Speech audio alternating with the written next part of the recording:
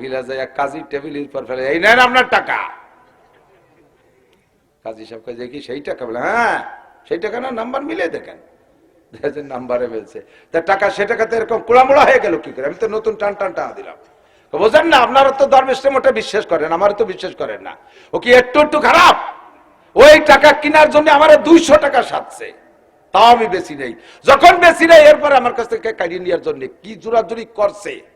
তা কাজী সাহেব বলে পারে নাই নিতে। ও ও আমার কাছে টাকা নেবে, ওর বাবা আমার হাতে টাকা নিতে পারে। কাজী পুলিশে বান, ওই মহিলারে বান, বান কুকু মোড়াই দে বান। দাইয়ুস বেশ্যা কোথাকার, বিয়াদব। যেই যুবক তোর হাতের টাকা নিতে পারে না, সেই যুবক তোর অত দূর যে দর্শন করলো কিভাবে? তোর অত দূর যে দর্শন করলো কি রে? হাতের টাকা হাতের থেকে নিতে পারে না, অত দূর যে দর্শন করে কিভাবে? একটা বাস্তব গল্প, মানে বাস্তবের সাথে অভিনয় করা আর কি। এরকম হতেও পারে, নাও পারে। বাকি গল্পটা এরকম, এক যুবক, স্থানীয় ভালো দিনদার এক যুবক, আল্লাহওয়ালা, পাগড়ি পরে, পীর সাহেবের মুরিদ, খুব দিনদার ভালো ছেলে। এই যুবকের চেহারাও ভালো। একটা চরিত্রহীনা মহিলা এই যুবককে টার্গেট করছে, কোনোভাবে তারে ফুসলাতে পারে না, কথা বলার সুযোগ দেয় না যুবক। লাস্টে যাইয়া এই মহিলা যাইয়া কাজীর কাছে মামলা দিয়েছে, স্যার অমক গ্রামের অমকের ছেলে অমক আমাকে ধর্ষণ করছে। যখন মহিলাই মামলা করছে তখন আসামিরে ধরিয়ে আনতে হবে না? তো পুলিশ পাঠাইছে, কাজী সাহেব দুটো পুলিশ পাঠাইছে, যাই দেখে পুলিশে পাঠাইছে ধরিয়ে নিয়ে আসো। তো পুলিশ দুইজন যাইয়া ওই ছেলেটার কাছে খবর নিয়ে যে দেয় যে মাথায় পাগড়ি দেওয়া, গোল জুব্বা, মাথার উপর একটা রুমাল দিয়ে যায় নামাজের পর বসে ফজর বাদ সকালে তিলাওয়াত করতেছে একেবারে চাষ পর্যন্ত। পিছনে যাইয়া দাঁড়াইয়া ভয়তে থরথরে কাঁপতেছে, এত বড় বোঝর করে কিভাবে অ্যারেস্ট করব। পরে তিলাওয়াত শেষে পুলিশটা বলতেছে, হুজুর বেয়াদবি মাফ করবেন, স্যার কাজী স্যার একটু আপনাকে স্মরণ করছে, চলেন চলেন। কোরআন শরীফ বন্ধ করে তুই পুলিশের সাথে চলে গেছে। যার পরে ওই মহিলা তো বাদী মহিলা তো আছেই, তো পুলিশের ধরে নিয়ে কাজী সাহেবের জন্য দাঁড় করছে। কাজী সাহেব ওই মহিলারে বলতেছে, এই ছেলে? বলে হ্যাঁ এই ছেলে। কাজী সাহেব আগাগুড়া দিয়ে না, হতে পারে না, এ ছেলের দ্বারা সম্ভব না। এখন ওই মহিলারে বলতেছে, তুমি ভালো রে কয় এই ছেলে? বলে হ্যাঁ এই ছেলে। কয় স্যার অত সুফি দেখলি কে? আকামের গুরু ধরাবে, পেছে ফেলাই দিতে বলে বিয়ে বসতে পারবে। এখন কাজী সাহেব বলছে, বাব তুমি কি এই মেয়ের সাথে দর্শন করছো? মেয়েরে দর্শন করছো? কয় স্যার দর্শনই তো চিনি না কি জিনিস, তো বুঝি না কি জিনিস। মহিলা কয় তুমি বোঝো না, আকাম করার সময় ভালো বোঝেন না, বুঝতেছে না। দুই দিকে তর্ক চলতেছে। এখন কাজী সাহেব বলতেছে দুইজনে কসম খাতি হবে। কি খাতি হবে? মহিলারা জিজ্ঞেস করছে তোমার সাক্ষী আছে? কয় স্যার আপনিও তো ভালো কাজের কাজী হয়েছেন, এ কাজে সাক্ষী থাকে নাকি? কয় যে সাক্ষী নালি বিচার হবো কি দিয়ে? শরীয়তের বিচার তো ফাতুবি আরবাতি সোহাদা, 4 জন সাক্ষী আনতে হবে। কয় যে তাহলে তো বাংলাদেশে কোনো বিচারই হয় না, এ কাজে কোনো সাক্ষী খুঁজে পাওয়া যায়। কয় যদি সাক্ষী না দিতে পারো তাহলে কসম খাও, 5টা কসম, 4টে কসম এক কায়দায়, 5ম নম্বর কসম আলাদা কায়দায়। আল্লাহর কসম, আল্লাহর কসম, আল্লাহর কসম, আল্লাহর কসম, এই যুবক আমার দর্শন করছে। আল খামিসাতু লানাতুল্লাহি আলাল কাযিবিন, কুরআন শরীফে শিখে দিয়েছে। 5 নম্বর বলবা আমি যদি মিথ্যে কথা বলি তাহলে আমার পর যেন আল্লাহর অভিশাপ পড়ে। বলার সাথে সাথে মহিলা টপ টপ করে কসম খেয়ে ফেলাইছে। এখন কাজী সাহেব বলে বাবা কি তো কসম খালো? স্যার কসম আমিও খেতে পারি।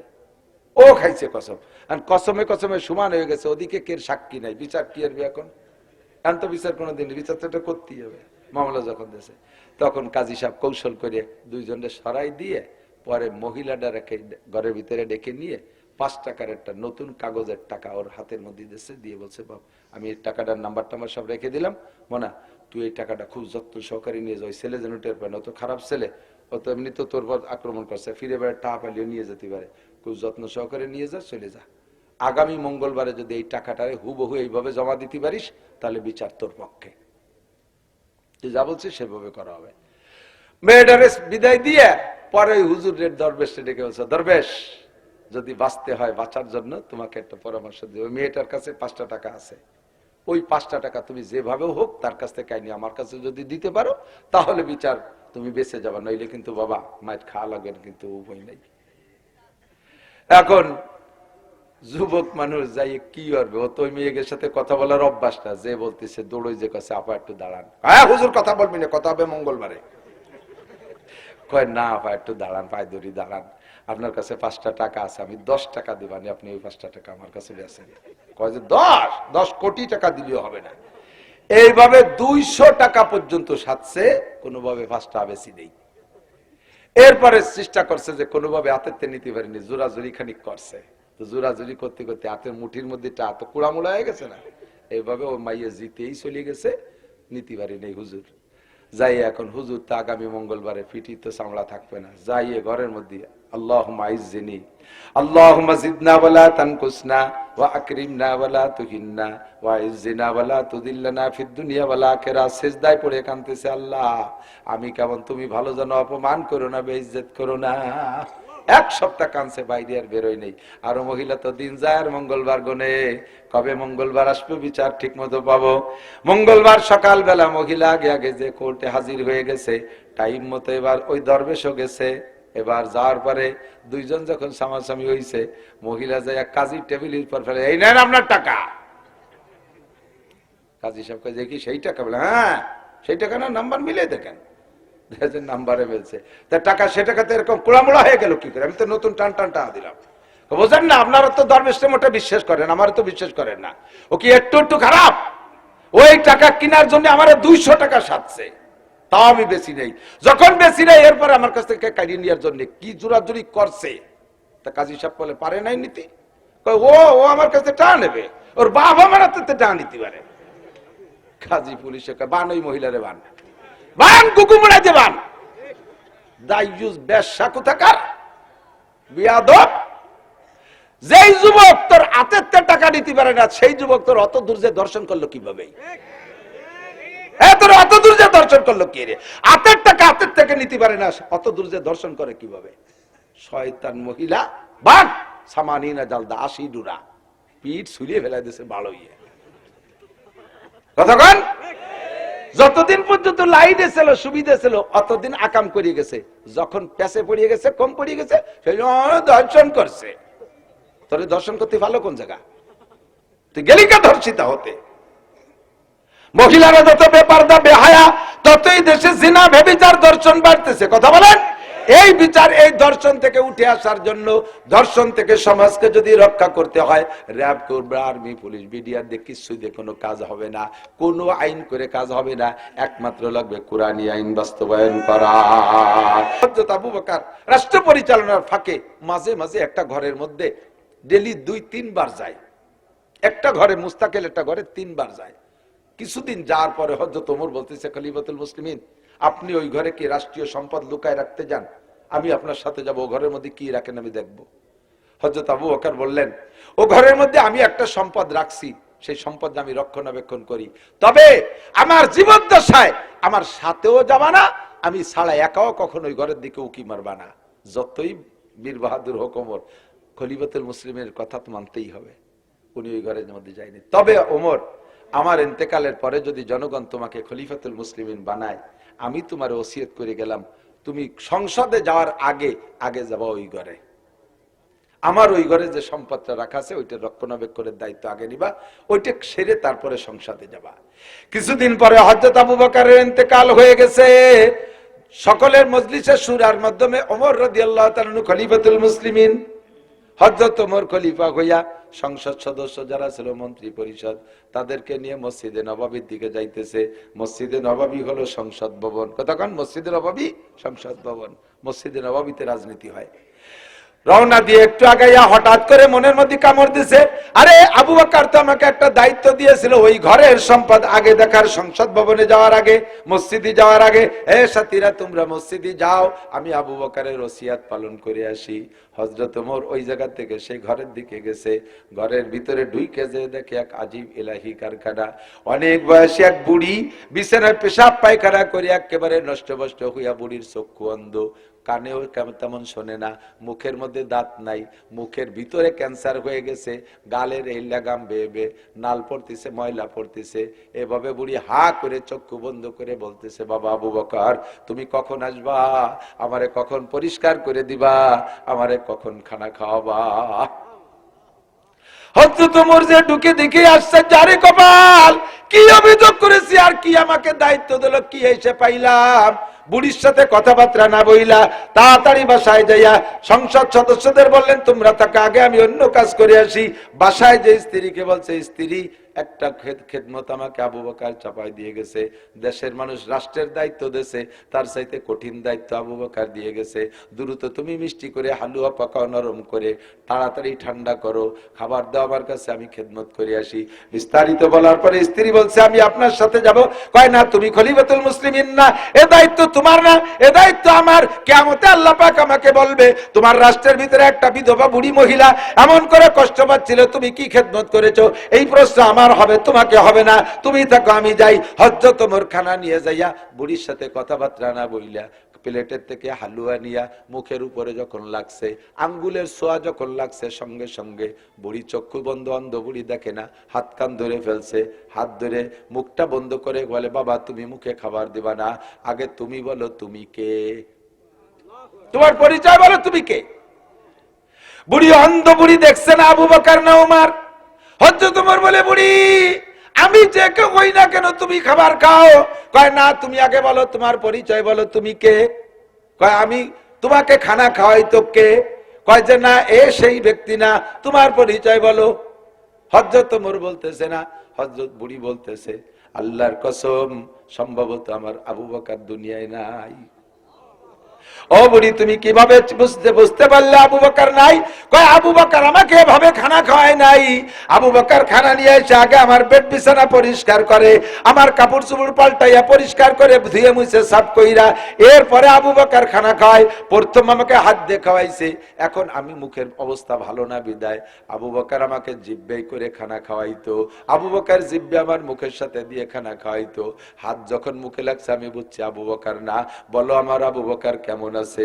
এমনিতে আবু বকরের জ্বালায় ওমর পাগল হয়ে গেছে। আর বুড়ির এই বক্তব্য আবু বকর ওমর সহ্য করতে না পারে। বুড়ি তুমি আমার হাতের খাবার খাও, তোমার আবু বকর আর দুনিয়ায় নাই, তোমার আবু বকর চলে গেছে, আজকে ইন্তেকাল করেছে, এই জন্য খাবার আনতে দেরি হয়ে গেছে।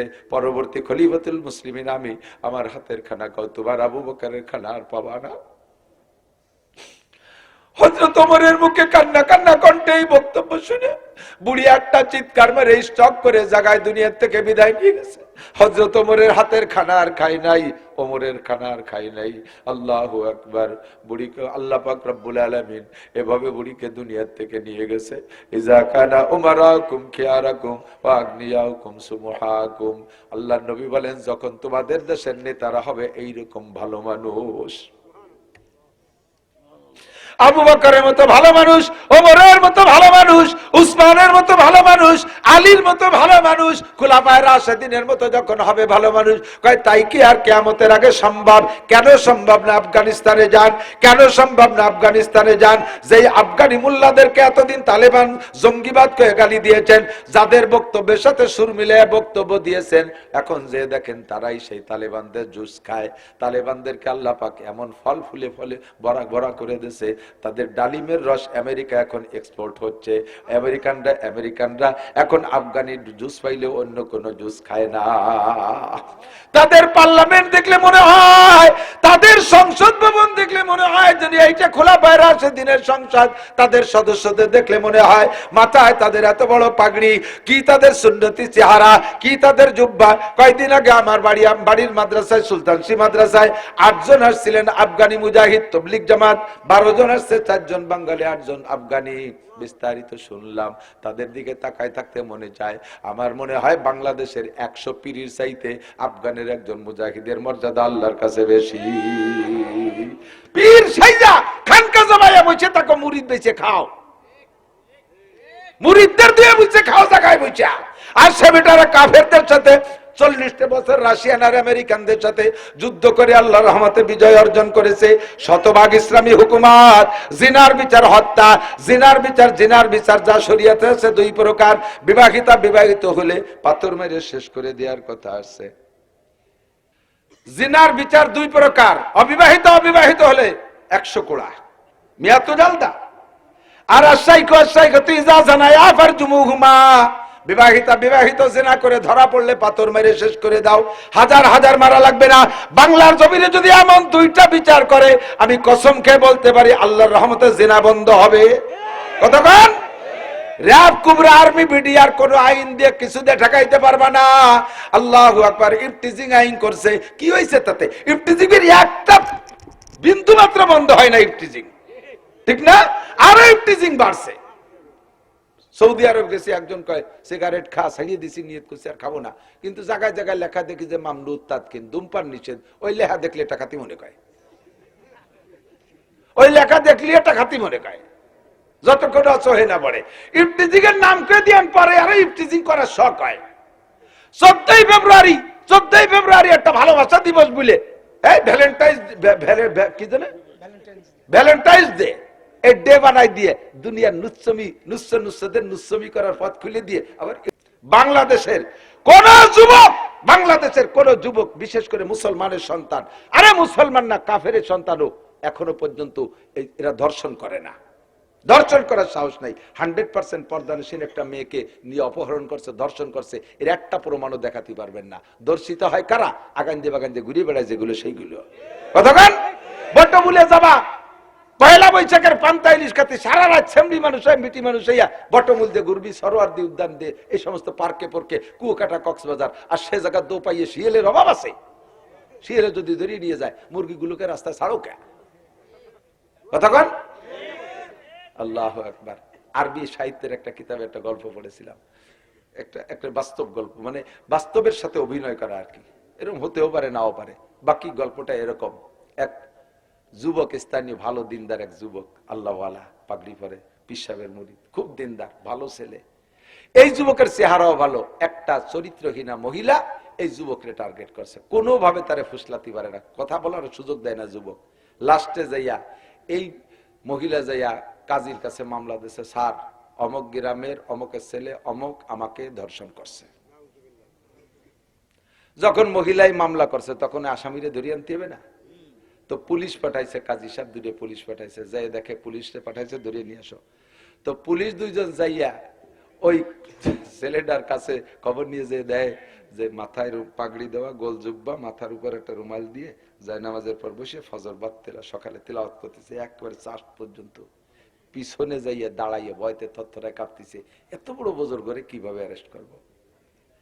পরে তিলাওয়াত শেষে পুলিশটা বলতেছে, হুজুর বেয়াদবি মাফ করবেন, স্যার কাজী স্যার একটু আপনাকে স্মরণ করছে, চলেন চলেন। কোরআন শরীফ বন্ধ করে তুইয়ে পুলিশের সাথে চলে গেছে। যাওয়ার পরে ওই মহিলা তো, বাদী মহিলা তো আছেই, তো পুলিশের ধরে নিয়ে কাজী সাহেবের জন্য দাঁড় করছে। কাজী সাহেব ওই মহিলারে বলতেছে, এই ছেলে? বলে হ্যাঁ এই ছেলে। কাজী সাহেব আগাগুড়া দিয়ে না, হতে পারে না, এ ছেলের দ্বারা সম্ভব না। এখন ওই মহিলারে বলতেছে, তুমি ভালো রে কয় এই ছেলে? বলে হ্যাঁ এই ছেলে। কয় স্যার অত সুফি দেখলি কে? আকামের গুরু। ধরাবে, পেছে ফেলাই দিতে বলে বিয়ে বসতে পারবে। এখন কাজী সাহেব বলছে, বাব তুমি কি এই মেয়ের সাথে দর্শন করছো? মেয়েরে দর্শন করছো? কয় স্যার দর্শনই তো চিনি না কি জিনিস, তো বুঝি না কি জিনিস। মহিলা কয় তুমি বোঝো না, আকাম করার সময় ভালো বোঝে না, বুঝতেছে না। দুই দিকে তর্ক চলতেছে। এখন কাজী সাহেব বলতেছে দুইজনে কসম খাতি হবে। কি খাতি হবে? মহিলারা জিজ্ঞেস করছে তোমার সাক্ষী আছে? কয় স্যার আপনিও তো ভালো কাজের কাজী হয়েছেন, এ কাজে সাক্ষী থাকে নাকি? কয় যে সাক্ষীর আলী বিচার হবো কি দিয়ে? শরীয়তের বিচার তো ফাতুবি আরবাতি সোহাদা, 4 জন সাক্ষী আনতে হবে। কয় যে তাহলে তো বাংলাদেশে কোনো বিচারই হয় না, এ কাজে কোনো সাক্ষী খুঁজে পাওয়া যায়। কয় যদি সাক্ষী না দিতে পারো তাহলে কসম খাও, 5টা কসম, 4টে কসম এক কায়দায়, 5ম নম্বর কসম আলাদা কায়দায়। আল্লাহর কসম, আল্লাহর কসম, আল্লাহর কসম, আল্লাহর কসম, এই যুবক আমারে দর্শন করছে। আল খামিসাতু লানাতুল্লাহি আলাল কাযিবিন, কুরআন শরীফে শিখিয়ে দিয়েছে। 5 নম্বর বলবা আমি যদি মিথ্যে কথা বলি তাহলে আমার পর যেন আল্লাহর অভিশাপ পড়ে। বলার সাথে সাথে মহিলা টপ টপ করে কসম খেয়ে ফেলাইছে। এখন কাজী সাহেব বলে বাবা কি তো কসম খালো? স্যার কসম আমিও খেতে পারি। ও খাইছে কসম, কসমে কসমে সমান হয়ে গেছে। ওদিকে কে সাক্ষী নাই, বিচার কি করবে এখন? এখন তো বিচার কোনোদিন, বিচার তো এটা করতেই হবে। মামলা যখন দেশে, তখন কাজী সাহেব কৌশল করে দুইজনের সরাই দিয়ে পরে মহিলাটা রেখে ঘরের ভিতরে ডেকে নিয়ে 5 টাকার একটা নতুন কাগজের টাকা ওর হাতের মধ্যে দিয়েছে, দিয়ে বলছে বাপ আমি এই টাকাটার নাম্বার টাম্বার সব রেখে দিলাম, মোনা তুই এই টাকাটা খুব যত্ন সহকারে নিয়ে যাও, ওই ছেলে যেন টের পায় না, ও তো খারাপ ছেলে, ও তো এমনি তো তোর পর আক্রমণ করছে, ফিরে বেড়ে টাকা পাইলেও নিয়ে যেতে পারে, খুব যত্ন সহকারে নিয়ে যা, চলে যা। আগামী মঙ্গলবারে যদি এই টাকাটারে হুবহু এইভাবে জমা দিতে পারিস তাহলে বিচার তোর পক্ষে, তুই যা বলছিস সেভাবে করা হবে। মেয়েটারে বিদায় দিয়ে পরে ওই হুজুরের দরবেশে ডেকে বলছে, দরবেশ যদি বাঁচতে হয়, বাঁচার জন্য তোমাকে একটা পরামর্শ দিই, ওই মেয়েটার কাছে 5টা টাকা আছে, ওই 5টা টাকা তুমি যেভাবে হোক তার কাছ থেকে আইনি আমার কাছে যদি দিতে পারো তাহলে বিচার তুমি বেঁচে যাবা, নইলে কিন্তু বাবা মায়ের খাওয়া লাগবে, কিন্তু উপায় নেই। এখন যুবক মানুষ যাই কি করবে, ও তো ওই মেয়েদের সাথে কথা বলার অভ্যাসটা, যে বলতেছে দৌড়ই যে কাছে, আপা একটু দাঁড়ান, হ্যাঁ হুজুর কথা বলবি না, কথা হবে মঙ্গলবারে, কয় না আপা একটু দাঁড়ান, পায়ে ধরি দাঁড়ান, আপনার কাছে 5টা টাকা আছে, আমি 10 টাকা দিবানি, আপনি ওই 5টা টাকা আমার কাছে বেছেন। কয় যে 10 কোটি টাকা দিলেও হবে না। এইভাবে 200 টাকা পর্যন্ত সাথে কোনোভাবে 5টা বেশি নেই। এরপরে চেষ্টা করছে যে কোনোভাবে হাতের নিতে পারিনি, জোরাজুরি খানিক করছে, তো জোরাজুরি করতে করতে হাতের মুঠির মধ্যে তো কুড়ামুড়া হয়ে গেছে না, এইভাবে ও মাইয়া জিতেই চলে গেছে, নিতে পারিনি হুজুর। যাই এখন হুজুর তো আগামী মঙ্গলবারে পিঠি তো চামড়া থাকবে না, যাইয়ে ঘরের মধ্যে আল্লাহুম্মা আইজ্জিনি আল্লাহুম্মা জিদনা ওয়ালা তানকুসনা ওয়া আকরিমনা ওয়ালা তুহিন্না ওয়া আইজ্জিনা ওয়ালা তুদিল্লানা ফিদ দুনিয়া ওয়াল আখিরা, সিজদায় পড়ে কাঁদতেছে, আল্লাহ আমি কেমন, তুমি ভালো যেন অপমান করো না, বেইজ্জত করো না।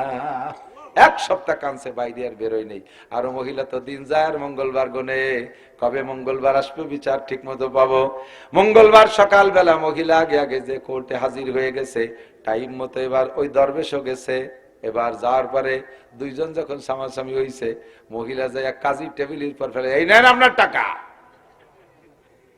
কাজী সাহেব কাজে কি সেই টাকা? বলে হ্যাঁ সেই টাকা না, নাম্বার মিলে দেখেন, নাম্বারে বলছে টাকা, সে টাকাতে এরকম কুড়ামুড়া হয়ে গেল কি করে, আমি তো নতুন টান টান টাকা দিলাম। বোঝেন না, আপনারা তো ধর্মের মোটা বিশ্বাস করেন, আমার তো বিশ্বাস করেন না। ও কি একটু একটু খারাপ? ওই টাকা কেনার জন্য আমার 200 টাকা সাথছে, তাও আমি বেশি নেই। যখন বেশি নেই এরপরে আমার কাছ থেকে কাটিয়ে নেওয়ার জন্য কি জোরাজুরি করছে, তা কাজী সাহেব বলে পারে নাই নিতে, ও ও আমার কাছে টাকা নেবে, ওর বাপ আমার হাতে টাকা নিতে পারে। কাজী পুলিশে বান, ওই মহিলারে বান, বান কুকুমড়াইতে বান, দাইয়ুস বেশ্যা কোথাকার বিয়াদব। যেই যুবক তোর হাতের টাকা নিতে পারে না, সেই যুবক তোর অত দূর যে দর্শন করলো কিভাবে? তোর অত দূর যে দর্শন করলো কি রে? হাতের টাকা হাতের থেকে নিতে পারে না, অত দূর যে দর্শন করে কিভাবে? শয়তান মহিলা বান সামানিনা জালদা, 80 ডুরা পিঠ ছুলিয়ে ফেলাই দিয়েছে ভালো ইয়ে। কতক্ষণ? যতদিন পর্যন্ত লাইনে ছিল, সুবিধা ছিল, অতদিন আকাম করিয়ে গেছে।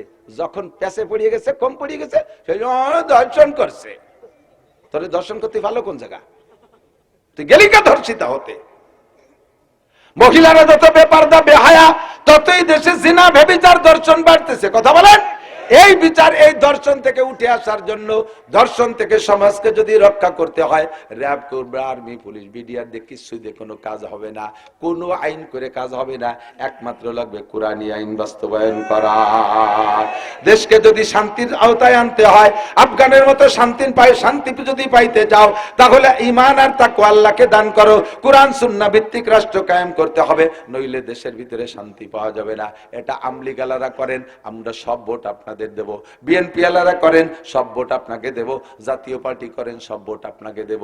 যদি কোরআন সুন্নাহ বাস্তবায়ন না করতে পারেন, তাহলে অনার্থক জাতিকে ধোঁকা দিয়ে আপনার পেট পূজা করার জন্য রাজনীতি করতে মাঠে আইসেন না। আপনার বুঝ বস্তা ভারী করার জন্য দেশকে খেয়ে ফেলেন না। চোখা লাগে সামনে টাকা নিয়ে কানাডারে বিল্ডিং বানাই দেন।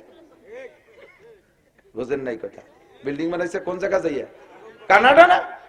তা আমাকে চৌকালারা বাদ পাইনি, টা পাইনি, কানাডারে বিল্ডিং বানাই দেয়। কানাডা কয়, তার কানাডাই তো কয়। চৌকালারা ভাত পায় না, কানাডারে বিল্ডিং বানাই দেয়। যারা এই কাম করে, এক দলরে দোষ দিয়ে লাভ নাই, কোন চাষিবা কম সিন্নি খাওয়ার জম। কথা কন? সব চিনি। এখন লাগবে একমাত্র কোরআনী আইন। ঠিক কি ঠিক না? যদি আমলি গালার আসে, আমি হুজুরকে দলের নাম একবার করছি না, কিন্তু এই কোরআন সুন্নাহ নিয়ে পতাকা নিয়ে আমলি আসুক, সব ভোট দিয়ে দেবো। আমরা আছি, ঠিক কিনা? বিএনপি আসুক, আছি আমরা, আমাকে কোনো পদের দরকার নাই, আসতে হবে কোরআন সুন্নাহ নিয়ে।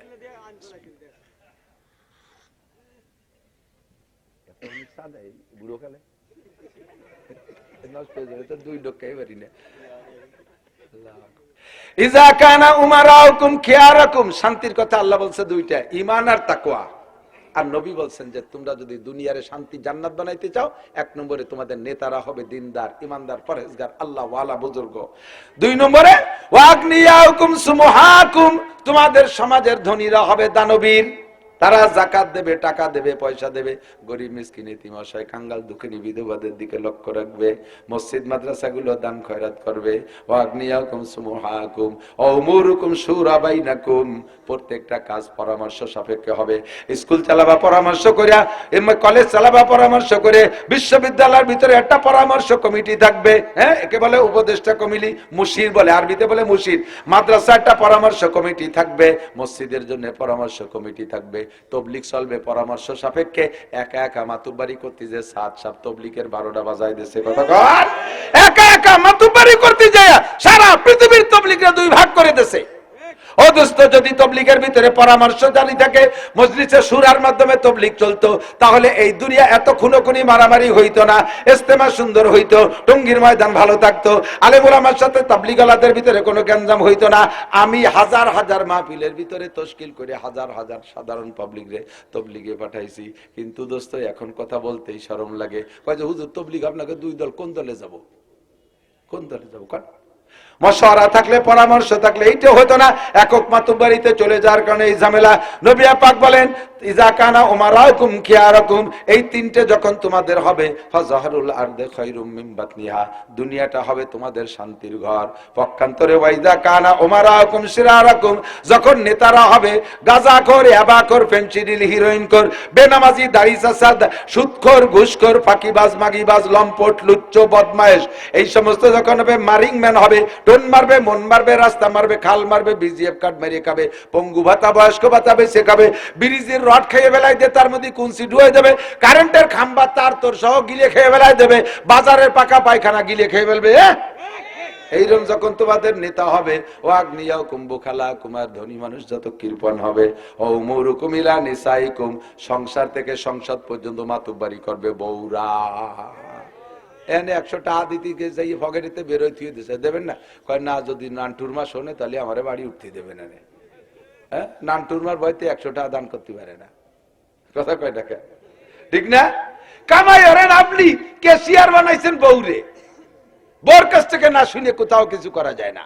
সংসারের মাতুব্বার বউ, ওয়ার্ডের মাতুব্বার বউ, ইউনিয়নের মাতুব্বার বউ, উপজেলার মাতুব্বার বউ, অফিস আদালতের মাতুব্বার বউ, একেবারে হাইকোর্ট পর্যন্ত সব জায়গা বউ, সংসদের মাথা পর্যন্ত সব জায়গা মহিলা। যখন তোমাদের অবস্থা এমন হবে, হুজুর কয় ফাবাতানুলার দেখাই রুমিন জাহরিয়া, দুনিয়া শান্তির আশা করো না, ইমানের সাথে মরতে পারো নাকি তাই দেখো। আল্লাহ পাক আমাদের শান্তির আসবাব জোগাড় করে দিক, সবাই বলেন আমিন, জোরে বলেন আমিন। আমি কোন রাজনৈতিক দলরে খারাপ কইছি নাকি? হ্যাঁ, কইছি খারাপ? কোন দলরে খারাপ কইছি নাকি? সব দলরে পেশ সংসার করছি, বরিশালের কা পেশ সংসার, পেশ সংসার করছি। কাজ হলো যে দলই এই দুইটা পতাকা নিয়ে আসবে আমরা তাদের সাথে আছি, কথা কোন ঠিক ঠিক না?